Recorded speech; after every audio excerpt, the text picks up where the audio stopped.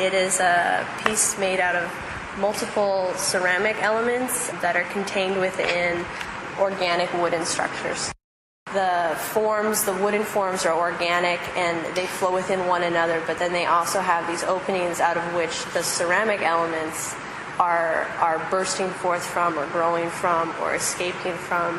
The unit as a whole is endemic in that respect.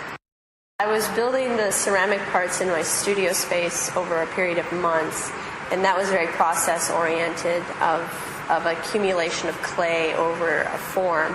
And then the wooden forms were, again, an accumulation of wooden elements that are then nailed together. So for me, an interest in multiples and an interest in accumulation of numbers is fascinating.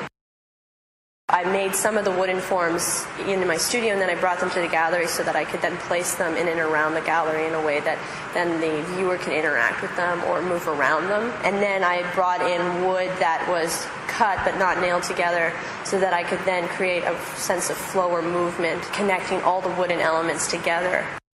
It's more of a fascination that I have with finding things that I know don't belong. And so, when you find a piece of grass growing out of the middle of an intersection or the middle of a busy street, and you're like, how did you get here and how did you survive this whole time? And then walking around, in the Ceramics Metal Arts building, you walk around the back area and there's like all this refuse, and you look into an old sink, and there's an entire ecosystem that has developed within that sink, and it's unique unto that one place. If that sink wasn't there in those conditions, that wouldn't exist.